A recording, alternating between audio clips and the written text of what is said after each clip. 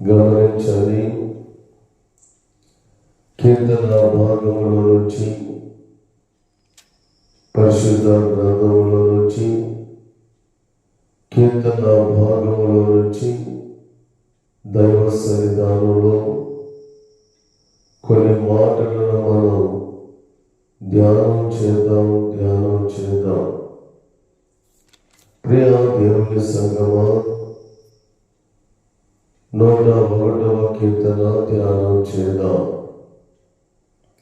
నేను కృపను గూర్చియు న్యాయమును గూర్చియు పాడిదెను. యెహోవా, నిన్ను కీర్తించెదను. నిర్దోష మార్గమున వివేకముతో ప్రవర్తించెదను. నీవెప్పుడు నా యొద్దకు వచ్చెదవు. నా ఇంట నేను యథార్థమైన హృదయముతో నడుచుకుందును. నా కన్నుల ఎదుట నేనే దుష్కార్యమును ఉంచుకొనను. భక్తి మార్గము తొలగిన వారి క్రియలు నాకు అసహ్యములు. అవి నాకు అడ్డనేను. మూర్ఖచిత్తుడు నా యొద్ద నుండి తొలగిపోవలెను. దౌష్యమును నేను అనుసరింపను. తమ పొరుగు వారిని చాటున దూషించు వారిని నేను సంహరించెదను. అహంకార దృష్టి గల వారిని, గర్వించిన హృదయం గల వారిని,